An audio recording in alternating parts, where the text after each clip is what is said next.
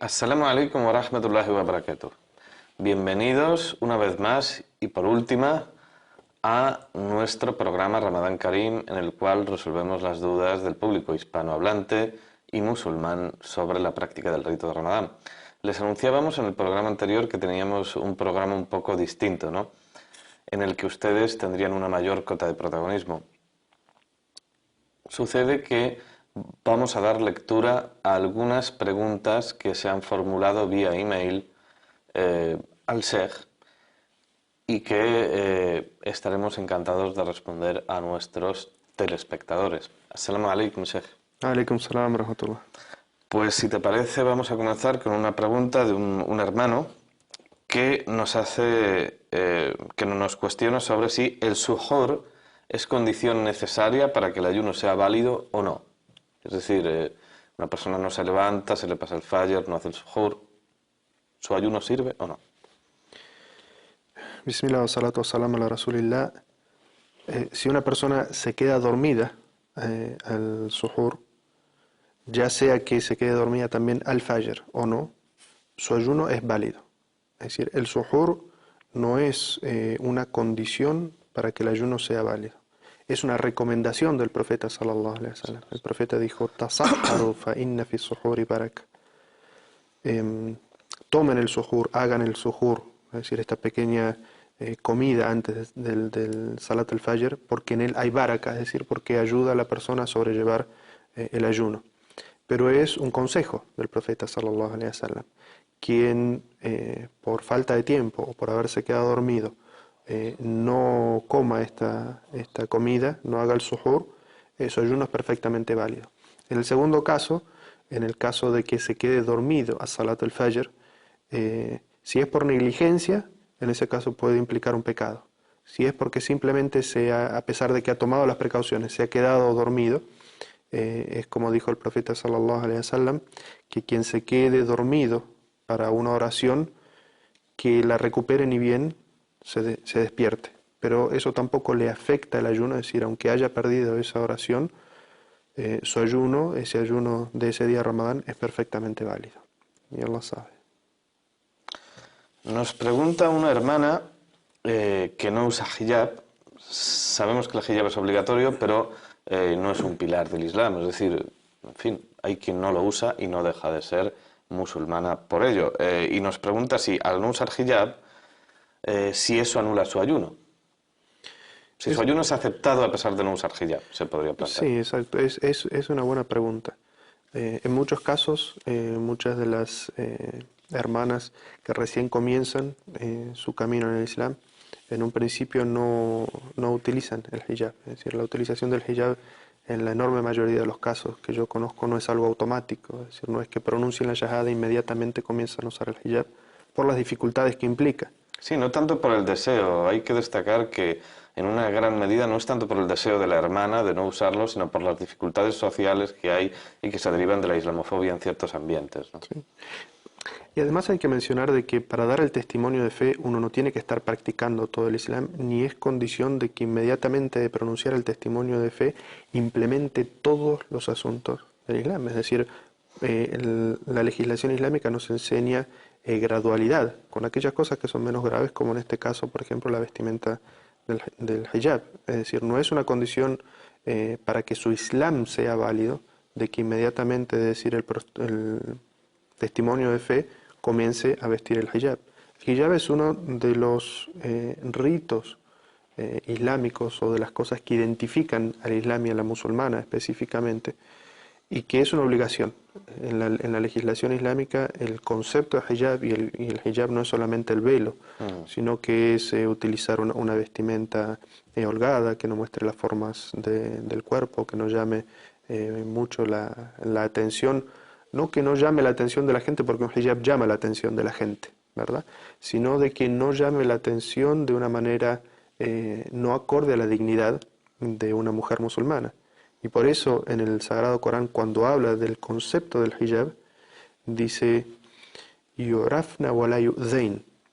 Dice que se usa el hijab para que sean reconocidas y no sean perjudicadas o no sean maltratadas. ¿En qué concepto?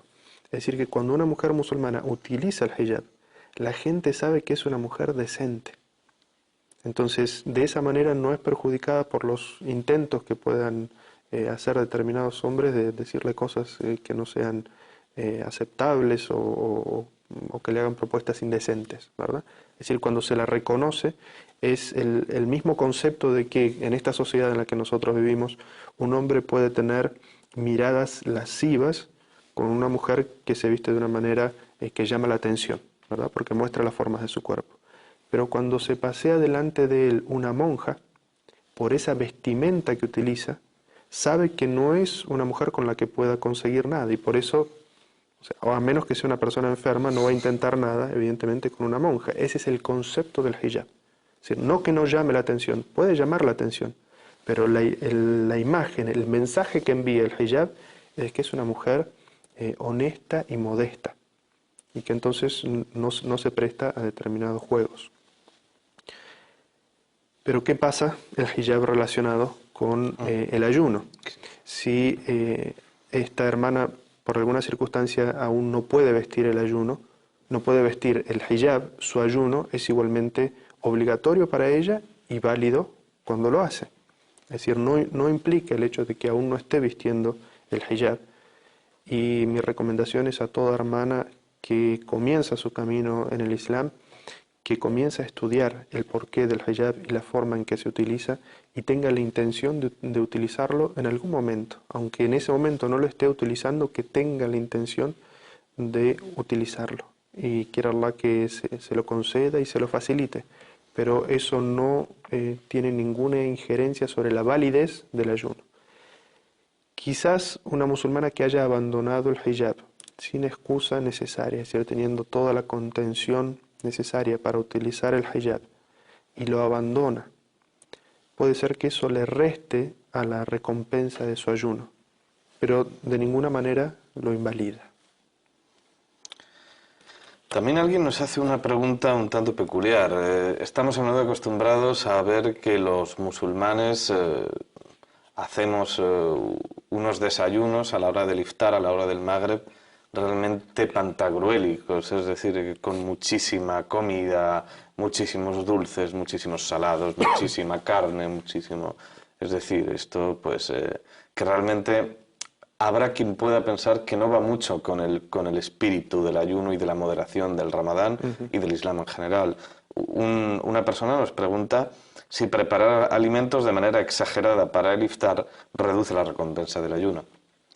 Bueno, todo lo que es exagerado o excesivo es malo y desalentado. El profeta sallallahu alaihi wasallam, cuando tenía que desayunar, como está registrado en la sunna auténtica, si había rutab o dátiles frescos, desayunaba con 3 de ellos.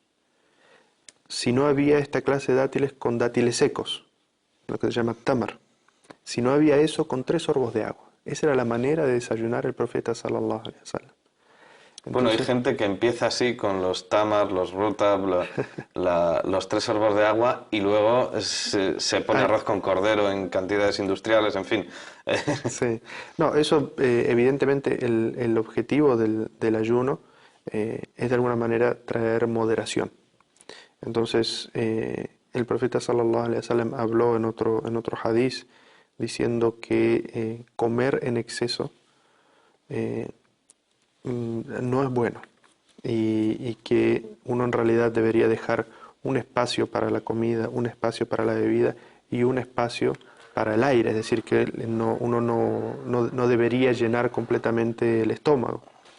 Y hablando sobre eso, el profeta sallallahu alaihi wasallam dijo: nosotros somos un pueblo, hablando de la identidad del musulmán, que no comemos por gula, sino que no comemos hasta que tenemos hambre.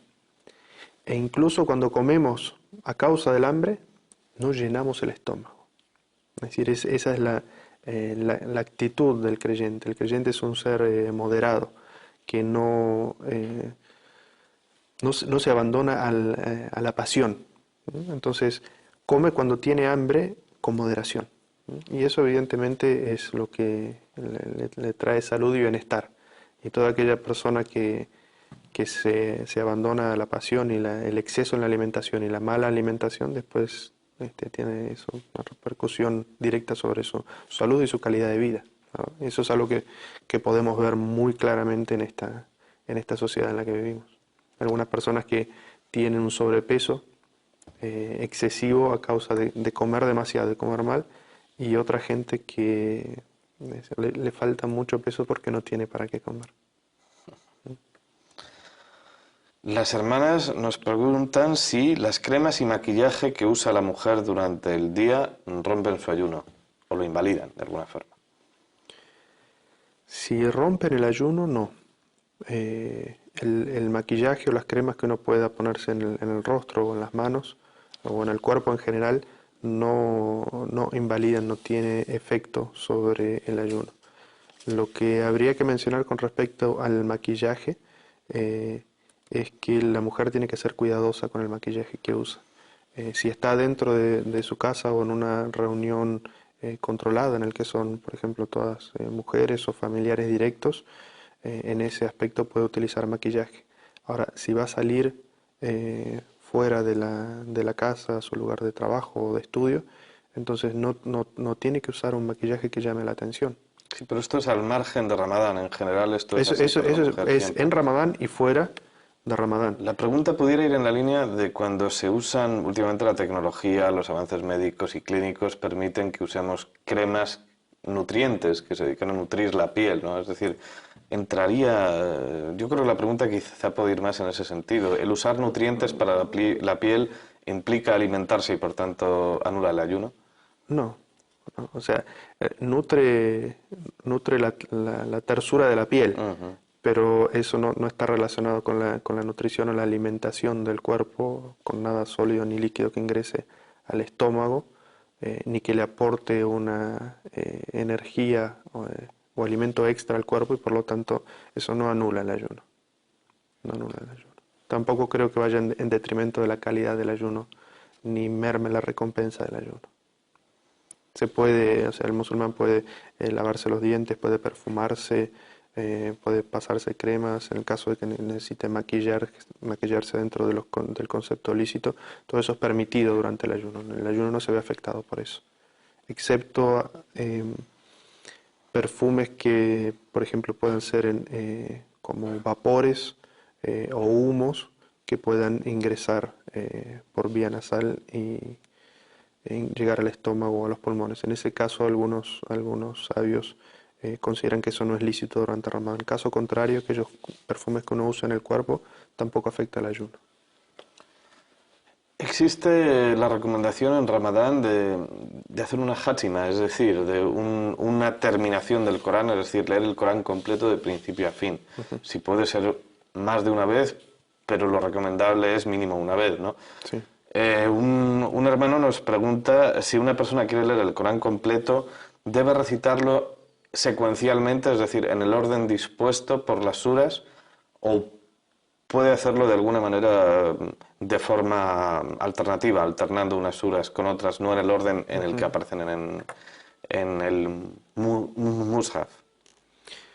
Bueno, evidentemente si uno va a hacer la lectura del Sagrado Corán completa, buscando esa recompensa especial que tiene la lectura del Sagrado Corán completa en Ramadán, siguiendo la sunna del profeta sallallahu alaihi wasallam, porque en principio esta sunna nace de que el ángel Gabriel venía y visitaba al profeta Muhammad sallallahu alaihi wasallam para repasar con él todo lo que había sido revelado del Sagrado Corán hasta ese momento. Y la forma en que se repasaba era el orden establecido hasta ese momento, porque el Corán no es un libro que fue revelado en el orden que nosotros lo tenemos, sino que los versículos eran revelados acorde a una situación que ameritaba esa revelación. Y cuando eran revelados, el profeta sallallahu alaihi wasallam, por revelación también le decía a los escribas del Sagrado Corán que esos versículos iban en determinada sura y en determinado orden, es decir, dentro de esa sura qué lugar ocupaban.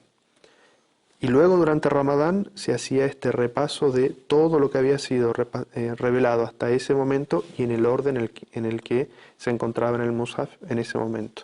Entonces, quien quiera seguir esta sunna, quien quiera leer todo el Sagrado Corán durante Ramadán, La recomendación es que lo haga en el orden que está establecido en el Sagrado Corán, porque el orden de las suras también es un orden revelado. Y por lo tanto, para quien quiere leer todo el Corán, la recomendación es que comience por Surat al-Fatiha, que es la primera sura, y termine con Surat al-Nas, que es la... Un hermano también nos pregunta sobre la Umra durante el mes de Ramadán. Hay un hadiz en el que dice que la Umra en Ramadán tiene el valor de un hajj, es decir, de una peregrinación mayor con nuestro mensajero sallallahu alaihi wasallam. Este hermano nos pide que con cierto detalle le expliquemos a qué se refiere. Bueno, en principio hay un hadiz auténtico en el cual el profeta sallallahu alaihi wasallam dice que quien realice la Umra durante el mes de Ramadán le equivale en recompensa a quien realiza la peregrinación. Ese es un hadiz auténtico. Existe otra narración, tal cual lo has dicho, en el cual se agrega al final Hajjun Ma'i, es decir, una peregrinación junto conmigo. Los sabios han hablado sobre estas narraciones, sobre su autenticidad, si se refiere a una situación particular, es decir, si el profeta sallallahu alaihi wasallam le dijo esto a un grupo de personas, específicamente a unas mujeres que no habían podido completar la peregrinación a causa de un impedimento de su ciclo, o si es un texto general, es decir, sirve para todo musulmán. La enorme mayoría de los sabios considera que es un texto general del profeta sallallahu alaihi wasallam, es decir, que todo musulmán puede acceder a esa recompensa. Pero analizando el hadith del profeta sallallahu alaihi wasallam, lo primero que tenemos que ver es esta recompensa especial que tiene. Es decir, que el musulmán debería tratar de hacer una umra, es decir, una visita a la Meca con los ritos específicos que tiene durante el mes de Ramadán, debido a esta recompensa grandiosa que tiene, que es hacer la peregrinación. Uno podría preguntarse, si uno hace una umra durante Ramadán, ¿eso nos hace cumplir con el quinto pilar del Islam, que es hacer la peregrinación? Porque uno ya ha hecho una obra que equivale en recompensa a la peregrinación. La respuesta es que no.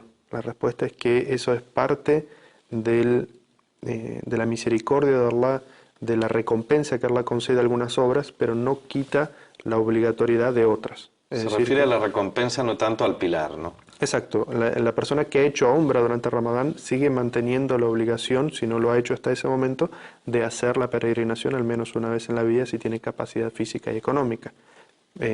Tiene esa obligación, no por el hecho de haber hecho una umra en Ramadán ha dejado de tener esa obligación, aunque es una obra evidentemente muy meritoria y muy recomendada. Bueno, pues hasta aquí nuestro tiempo de hoy y nuestro tiempo en general, ya que igual que nuestro mes sagrado llega a su fin, nuestro Ramadán Karim también. Debo agradecerte en nombre de Córdoba Internacional Televisión, en el mío propio y en el de nuestros telespectadores que se benefician de tu conocimiento, la disposición que has tenido a estar aquí con nosotros y emplear todo este tiempo. Fi sabilillah. Jazakallahu khairan. Alhamdulillah, alhamdulillah. La verdad es que es un gusto para mí estas conversaciones contigo, Ali. Y para mí más. Quiere Allah recompensarnos por este tiempo, concedernos más conocimiento, aceptar nuestro ayuno. Amén, ya Rab. Y mi pedido siempre a todos mis hermanos es de que hagan dua por mí, para que Allah me conceda sinceridad y conocimiento. Y no me olviden en este dua, ¿eh? En fin. Assalamu alaikum, Sheikh. Alaikum salam wa rahmatullah. Respecto a ustedes, pues agradecerles que hayan estado ahí todo este tiempo, pues realmente la razón de todo esto son ustedes. No quisiera despedirme sin agradecer al personal técnico su colaboración, sin la cual hubiera sido imposible que todo esto que ha sucedido entre el Sheikh y yo hubiera llegado a ustedes. En especial a las personas que se encargan de la realización, como Coldocea Antonio Piña, Jorge Moreno o Mauro Velanova, al encargado de decorado Jorge Flores o a los técnicos de sonido Oscar Flores y Ayub El Hammouri. Y también a todas aquellas personas de producción y del equipo de Córdoba Internacional que han hecho esto posible. Desde aquí les deseamos que Dios recompense a todos ellos, inshallah, con el Islam. Assalamu alaikum wa rahmatullahi wa barakatuh.